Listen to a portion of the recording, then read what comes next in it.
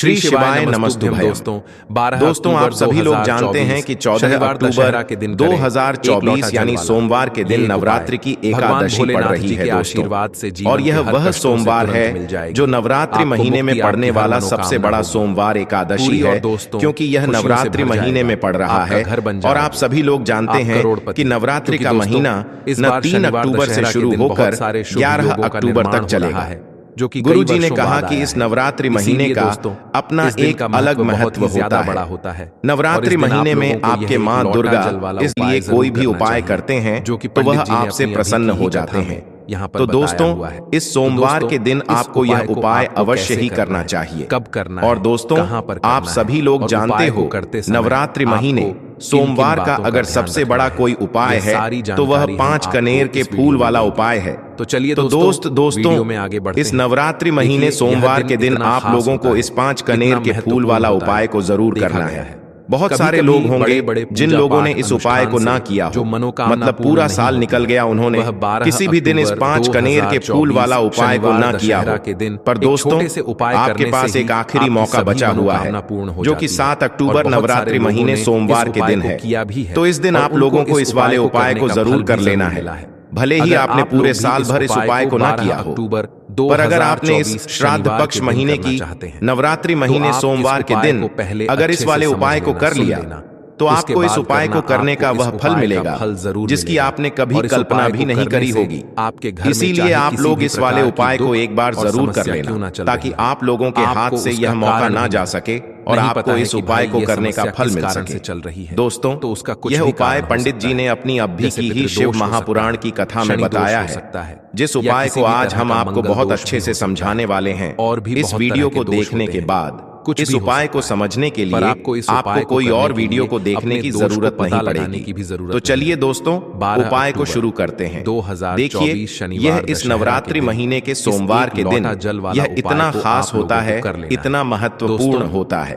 देखा गया है कभी कभी बड़े बड़े पूजा पाठ अनुष्ठान से जो मनोकामना पूर्ण नहीं होते, वह नवरात्रि महीने के दिन एक छोटे से उपाय करने से ही आपकी मनोकामना पूर्ण हो जाती है। और बहुत सारे लोगों ने इस उपाय को किया भी है और उनको इस उपाय को करने का फल भी जरूर मिला है। अगर आप लोग भी इस उपाय को करना चाहते हैं तो आप इस उपाय को पहले अच्छे से समझ लेना, सुन लेना, उसके बाद करना, आपको इस उपाय का फल जरूर मिलेगा। और इस उपाय को कर लेने से आपके घर में चाहे किसी भी प्रकार की दुख और समस्या क्यों ना चल रही हो, आपको उसका कारण भी नहीं पता है कि भाई यह समस्या किस कारण से चल रही है, उसका कुछ भी कारण हो सकता है, जैसे पितृदोष हो सकता है या किसी भी तरह का मंगल दोष भी हो सकता है। तो इस दिन आप लोगों को 5 कनेर के फूल वाला उपाय कर लेना है। यह एक ऐसा उपाय है जिस उपाय को अगर किसी विशेष दिन पर किया जाए तो भाई उस विशेष दिन का जो है वह तो हमें मिलता ही मिलता है। पर हमने उस दिन पर इस 5 कनेर के फूल वाला उपाय को किया है तो हमें उससे भी बड़ा फल मिलता है और फल बहुत जल्दी मिलता है, क्योंकि आप इस उपाय को बहुत ही बड़े और विशेष दिन पर कर रहे हो। तो चलिए अब उपाय के बारे में बात करते हैं, लेकिन उससे पहले आप लोगों को यह जानना आवश्यक है कि आखिर यह उपाय किस समय करना है, किसको करना है और कैसे करना है। तो चलिए हम आगे आपको वीडियो में एक एक करके बता देते हैं।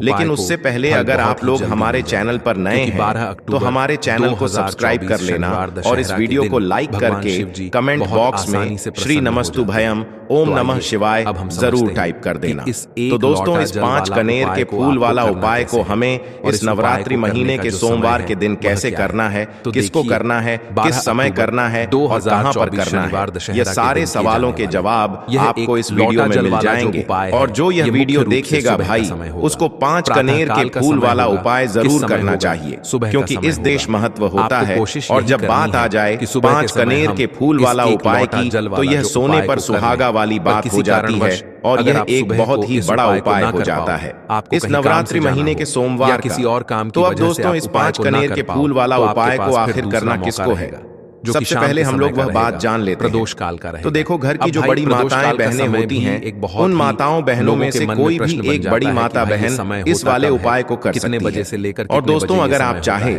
तो अपने घर में से सभी सदस्यों को भी इस उपाय को करवा सकते हैं। तो हम आपको बता अगर किसी व्यक्ति की खुद की कोई मनोकामना है, खुद की कोई दुख और परेशानी है जो कि वह अपने लिए ही करना चाहता है, इस वाले उपाय को तो वह खुद अपने लिए भी कर सकता है।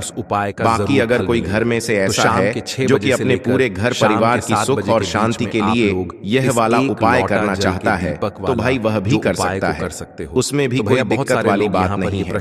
कहने का मतलब ये है कि इस उपाय को हर एक सदस्य भी कर सकता है और आने में हमें पूरे घर परिवार के सदस्य के लिए घर की बड़ी माताओं बहनों में से कोई एक माता बहन भी कर सकती है। अगर आप लोग इस माताएं बहनें अगर घर में उपस्थित ना हो या वह यह वाला उपाय ना कर पा रही हो, तो फिर घर का कोई बड़ा सदस्य भी इस 5 कनेर के फूल वाला उपाय को कर सकता है, चाहे फिर वह पुरुष ही क्यों ना हो, उसमें कोई भी दिक्कत वाली बात नहीं है।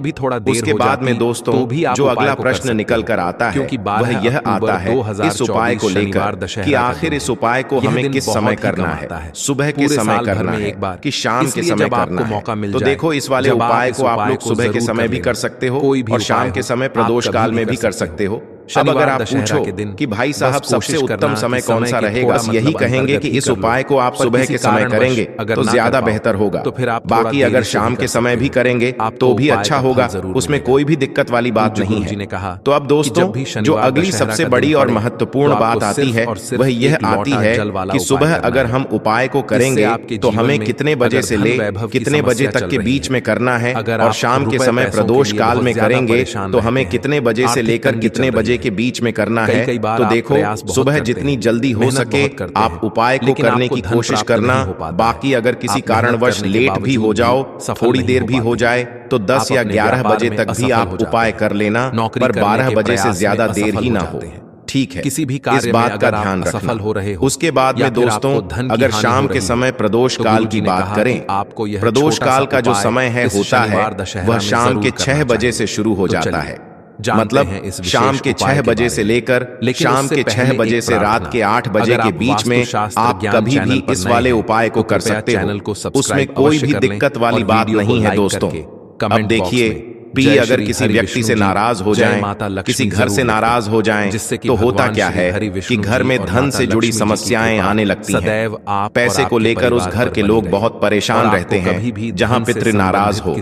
इसीलिए हमेशा अपने पितरों को आपको प्रसन्न रखना है, जिससे कि पितरों की आत्मा को शांति मिले और वह हमेशा आपको आशीर्वाद दें। अब यह जो नवरात्रि के दिन होते हैं, इन दिनों में जब आप यह उपाय करेंगे जो हम आपको बताने वाले हैं, गौ माता से जुड़ा हुआ उपाय है। देखिए गौ माता के अंदर हमारे पितरों का ही वास माना जाता है। गौ माता हो गई, कुत्ते हो गए हैं ना, पेड़ों में बरगद का पेड़ हो गया, पीपल का पेड़ हो गया, इन सभी में हमारे पितरों का वास माना जाता है। पक्षियों में कौवा हो गया जिसके अंदर हमारे पितरों का वास माना जाता है। तो ऐसा समझ लीजिए कि जब भी जीवन में दुख बढ़ जाए, कष्ट बढ़ जाए, धन को लेकर आप परेशान रहने लगे, कर्जे जैसी समस्याएं जीवन में बढ़ रही हैं, आपके घर में संतान को लेकर बहुत दुख है, आप अपने घर के लड़ाई झगड़े से परेशान रहते हैं, क्योंकि घर में कोई ना कोई झगड़ा करता ही रहता है। आप सोच सोच कर परेशान रहते हैं कि कैसे घर में शांति आएगी, कैसे से घर में सुख समृद्धि आएगी। अब यह समझ लीजिए कि अगर घर में लगातार झगड़ा लड़ाई यह चीजें आपको देखने को मिल रही हैं, घर में आपके कोई भी व्यक्ति सुखी नहीं है, कर्जा घर में लोगों के सर पर है, तो पितृ आपके कहीं ना कहीं नाराज हैं। देखिए पितृदोष जब घर में होता है ना, तो ऐसा नहीं कि आपको देखने से पितृदोष दिखेगा, इसका आप अंदाजा लगा सकते हैं घर में होने वाली घटनाओं से, जैसे कि खाना आप खाते हैं या घर का कोई भी सदस्य खाना खाता है, अगर उस खाने में कहीं ना कहीं बाल निकलता है ना, या वह खाना गिर जाता है खाते खाते, तब भी आपके घर में पितृदोष है, यानी पितृ आपके नाराज हैं। साथ ही साथ अचानक से घर में दुर्घटनाएं हो रही हैं, पितृ आपके नाराज हैं। अब जो उपाय आपको बताने वाले हैं, इस उपाय को कर लीजिए, पितृ भी प्रसन्न और धन को लेकर तो कभी आपको परेशान होना ही नहीं पड़ेगा।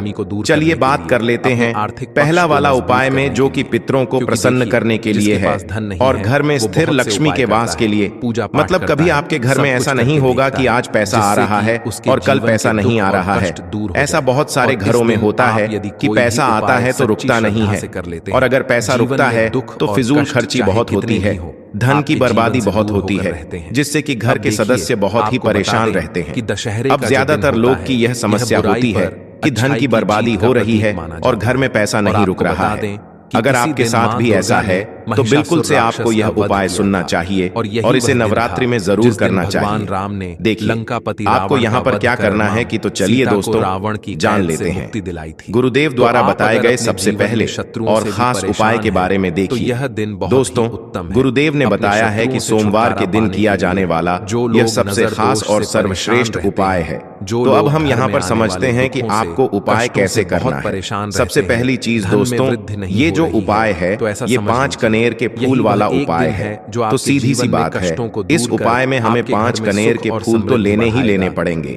अब यहाँ पर एक सबसे बड़ी गलती होती है जो कि आप उपाय में करते हो और आपको पता भी नहीं लगता है, जो कि हम आपको बताते हैं। देखिए, जो आप 5 कनेर के फूल लेकर आओगे, सबसे पहले तो कनेर का फूल आप लोगों को पता होगा कि कैसा होता है। हम आपको जब भी बता देते हैं, कनेर के फूल वो होते हैं जो कि पीले कलर के होते हैं, लंबे लंबे से होते हैं। आप लोगों ने देखे भी होंगे, आप लोगों ने जो थंबनेल में फूल देखा हुआ था वही कनेर का फूल होता है। तो आप लोगों को वैसे ही 5 कनेर के फूल लेकर आने हैं। ये कनेर के फूल आप लोगों को बहुत आसानी से मिल जाते हैं, बस आपको इसका पेड़ ढूंढना होता है और बहुत सारे फूल उसमें लगे हुए होते हैं, कुछ भी कमी नहीं होती है।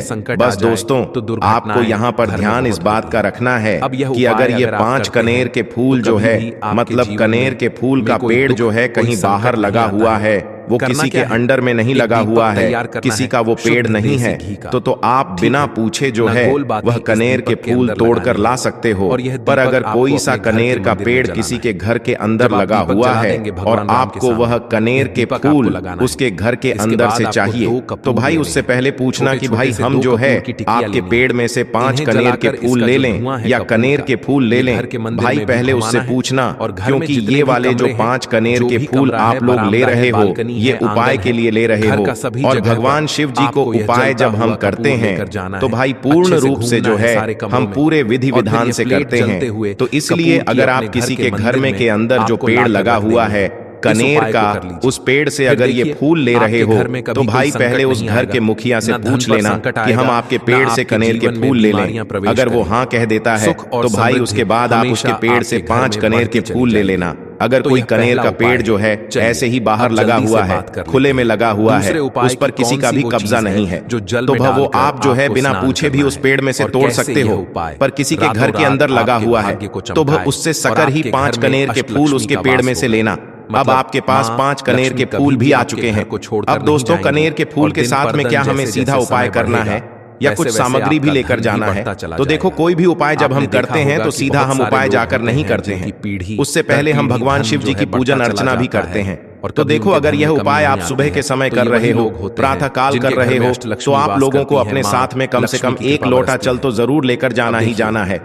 एकादशी का दिन रहेगा, वैसे ही माताएं बहनें अपनी पूजन सामग्री लेकर जाएंगी, तो उन लोगों के लिए कोई दिक्कत नहीं है जो प्रतिदिन शिव जी के मंदिर जाते हैं या एकादशी के दिन अपनी पूरी पूजन सामग्री लेकर जाएंगे। भाई वो वैसे के वैसे ही लेकर जाएं। ये बात उनके लिए है जो कुछ भी लेकर नहीं जाएंगे। भाई वो बस 1 लोटा जल तो जरूर लेकर जाएं अगर वह इस उपाय को 5 कनेर के फूल वाले उपाय को कर रहे हैं। उसी के बाद में दोस्तों शाम के समय की बात करें तो भाई शाम के समय अगर आप लोग इस 5 कनेर के फूल वाले उपाय को कर रहे हो तो अपने साथ में एक गोल बाती का घी का दीपक जरूर लेकर जाना। जो घी का दीपक लोगे वो आटे का होना चाहिए। आटे का होने के साथ में उसके अंदर गोल बाती रखा आएगी। वो गोल बाती आप अपने हाथों से बनाओगे तो ज्यादा बेहतर होगा। साथ ही में उस दीपक के अंदर जो मतलब चीज डलेगी वो डालेगी शुद्ध देसी गाय का घी। उसके अंदर शुद्ध देसी गाय का घी ही डालना, ना भैंस का डालना, ना मिलावटी बाजार का घी डालना। इस बात का भी आप लोग ध्यान रखना। अगर आपको उपाय का पूर्ण फल चाहिए तो भाई करना क्या है, देखो सुबह अगर उपाय कर रहे हो ना तो अगर 12 बजे तक भी उपाय करोगे तो भी कोई दिक्कत वाली बात नहीं है। कर सकते हो, एकादशी का दिन बार बार नहीं आता है। आपको पहुंचना है। सबसे पहले तो अपने घर के पास में जो शिव मंदिर हो, शिवालय हो, जहां पर शिवलिंग विराजित हो, वहां पर आप लोगों को पहुंच जाना है।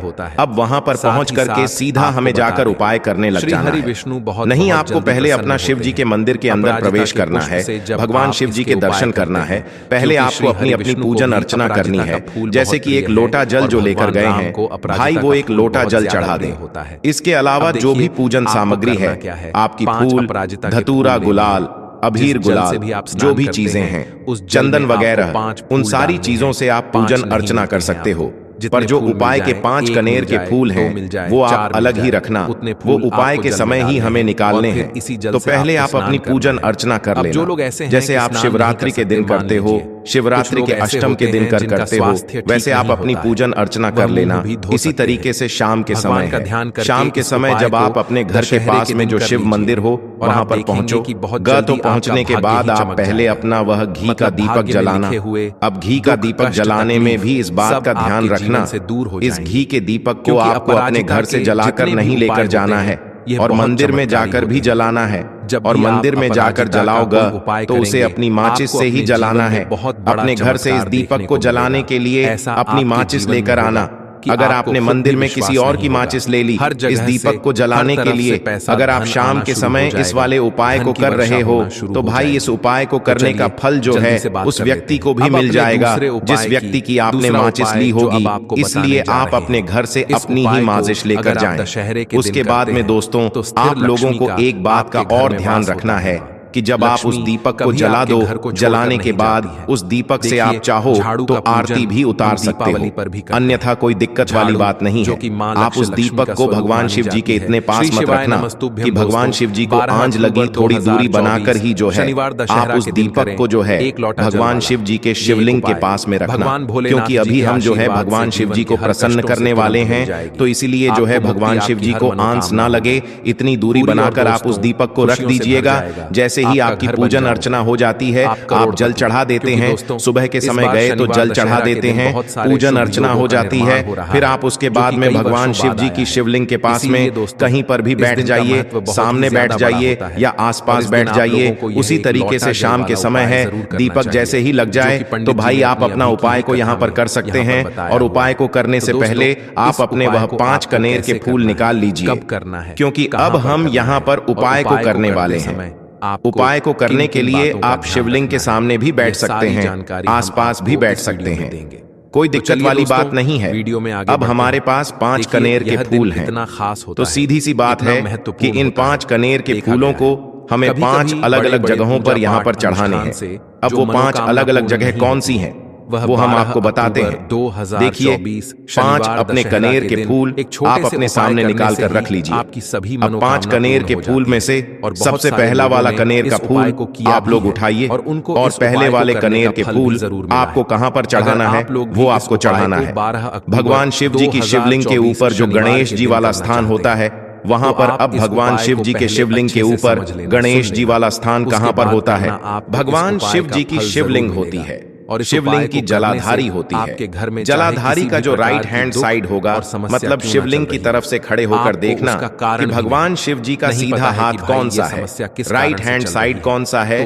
उस राइट हैंड साइड पर आपको ये पहले नंबर का कनेर का फूल समर्पित करना है। और जो फूल का खिला हुआ भाग होगा ना, वो शिवलिंग की तरफ करके ही आप लोग जो है इस पहले नंबर के फूल को भगवान गणेश जी वाले स्थान पर समर्पित करना, जलाधारी के राइट हैंड साइड पर। अब दोस्तों निकाल लेना अपना दूसरे नंबर का कनेर का फूल।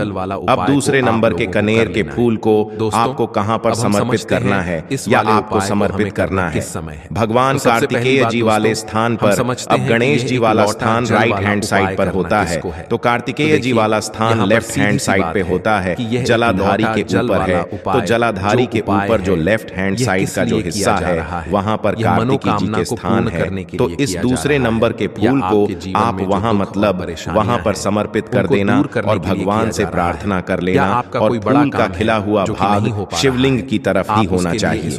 अब बात आती है तीसरे कनेर के फूल की। तो तीसरे कनेर के फूल को भी आपको लेना है और इस तीसरे कनेर के फूल को आपको माता अशोक चंद्र जी वाले स्थान पर समर्पित करना है। अब ये माता अशोक चंद्र जी का स्थान कहाँ पर होता है दोस्तों? ये जो स्थान होता है ये जलाधारी के बिल्कुल बीचों बीच में होता है। आपने पहला फूल भगवान गणेश जी वाले स्थान पर चढ़ाया, दूसरा फूल कार्तिकी जी वाले स्थान पर चढ़ाया।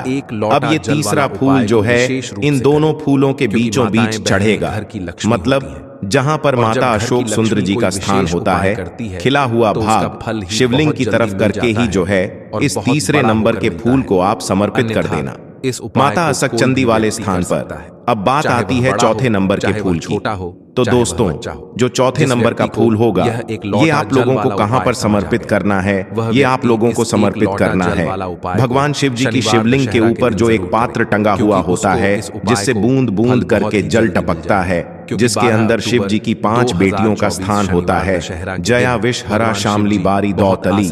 और देव उस पात्र के अंदर जो है आप लोगों को क्या करना है, ये चौथे नंबर के फूल को समर्पित करना है। अगर किसी कारणवश आपका वह पात्र जो है शिवलिंग के ऊपर जो पात्र टंग होता है जिससे बूंद बूंद करके जल टपकता है वह पात्र उपस्थित ना हो, तो वह आपको क्या करना है कि शिव जी की 5 बेटियों का नाम लेकर जया विष हरा शामली बारी दौतली और देव का नाम लेकर जो है इस चौथे नंबर के फूल को आपको जलाधारी के ऊपर ही कटी शिवलिंग का जो कटी भाग होता है, मतलब जलाधारी के ऊपर ही जो भाग होता है वहां पर समर्पित कर देना इस चौथे नंबर के फूल को। उसके बाद में दोस्तों बात करते हैं आखिरी नंबर के 5वें नंबर के फूल को, जो कि आखिरी फूल है हमारा।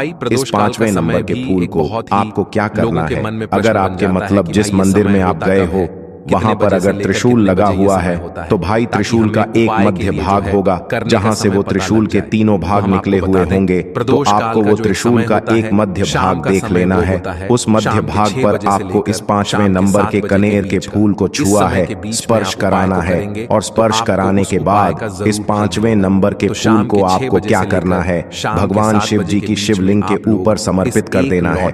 अब दोस्तों अगर वह मतलब जो है त्रिशूल ना भी हो आपके मंदिर में उपस्थित, तो आप सीधा सीधा ये जो 5वें नंबर का कनेर का फूल है या भगवान शिव जी की शिवलिंग के ऊपर समर्पित कर देना।